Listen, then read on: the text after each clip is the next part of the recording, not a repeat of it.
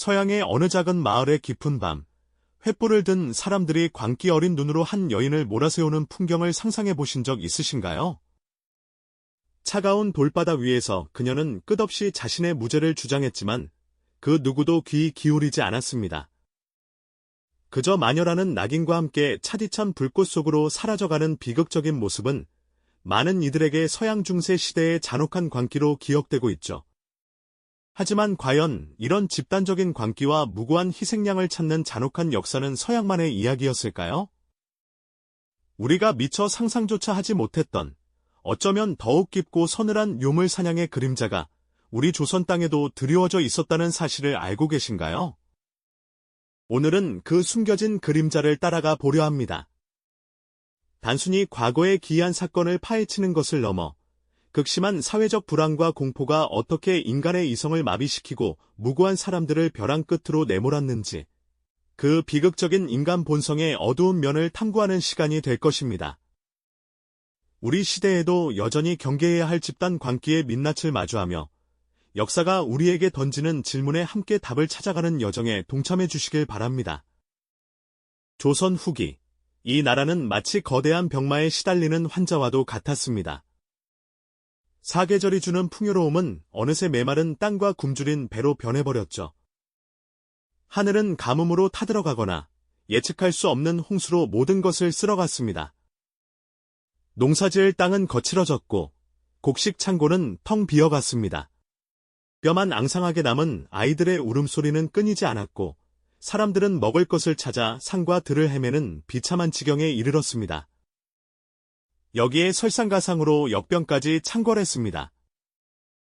이름 모를 병은 삽시간에 마을을 덮쳤고 어제까지 함께 웃고 떠들던 이웃들이 하나둘 차가운 죽음으로 변해갔습니다.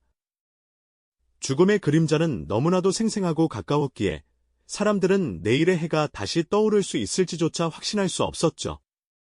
궁궐 안팎의 정치도 혼란스럽기는 마찬가지였습니다.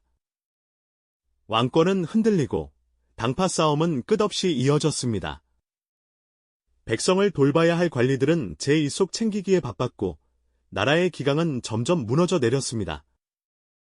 세상의 모든 것이 통제 불능 상태에 빠진 듯 보였습니다. 이렇게 불안하고 고통스러운 시기에는 인간의 이성적인 판단보다는 보이지 않는 힘에 의지하게 되는 법이죠. 설명할 수 없는 재앙 앞에서 사람들은 필연적으로 그 원인을 찾으려 했습니다. 도대체 무엇이 이토록 우리를 괴롭히는 걸까? 이 모든 불행은 어디에서 비롯된 것일까? 바로 이때 오랜 세월 민간에 뿌리 깊게 박혀있던 미신적 세계관이 고개를 들기 시작했습니다.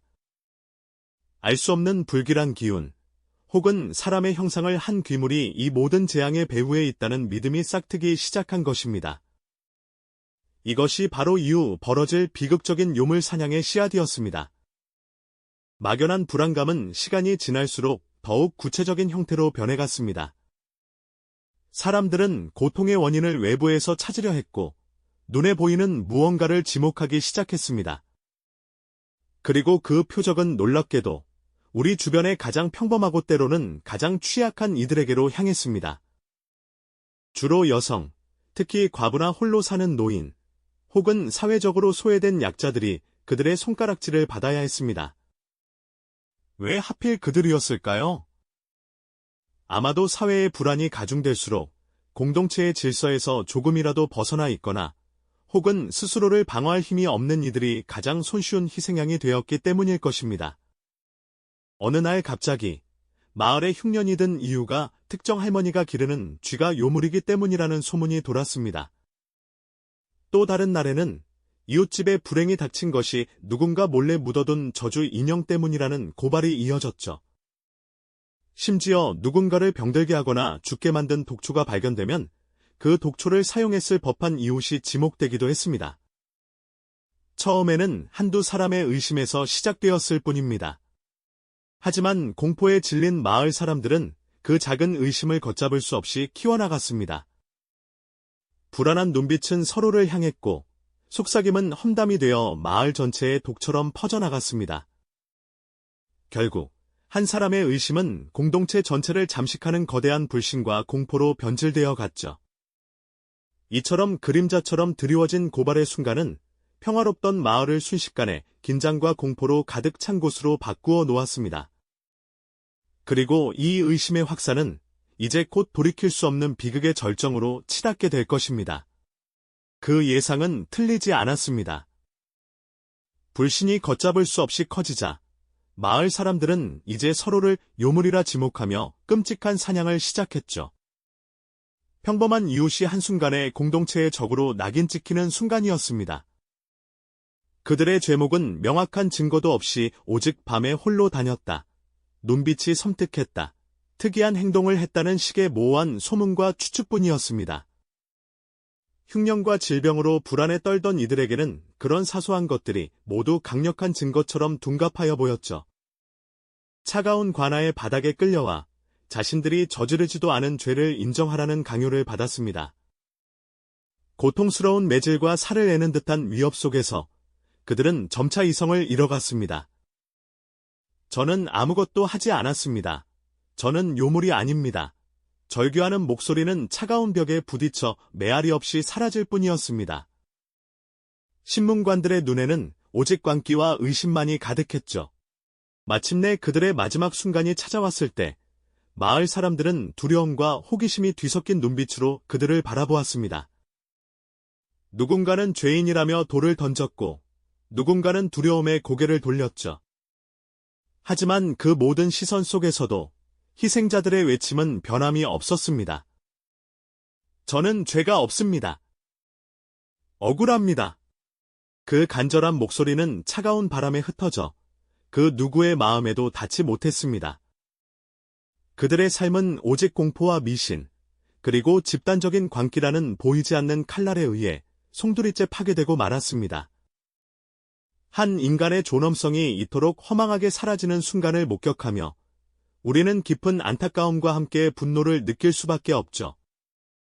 동시에 만약 내가 그 자리에 있었다면 과연 저 광기에서 자유로울 수 있었을까? 라는 질문을 스스로에게 던지게 됩니다. 하지만 모든 광기에는 끝이 찾아오는 법입니다.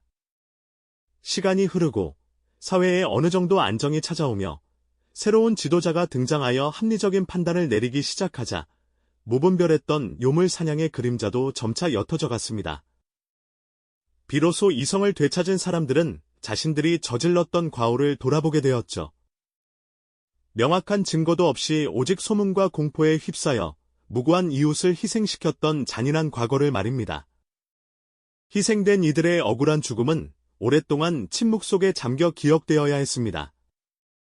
이 이야기는 단순히 조선시대에 기이한 미신적 사건으로만 치부할 수 없을 것 같습니다. 오히려 우리에게 집단 광기와 배제의 위험성을 일깨워주는 거울과도 같죠. 사회적 불안이 극대화될 때마다 사람들은 알 수 없는 대상을 향해 비난의 화살을 돌리곤 합니다. 이 영상이 도움이 되셨다면 좋아요와 구독 부탁드립니다. 여러분의 응원이 제게 큰 힘이 됩니다. 다음 영상에서도 더 유용한 정보를 공유하겠습니다. 감사합니다.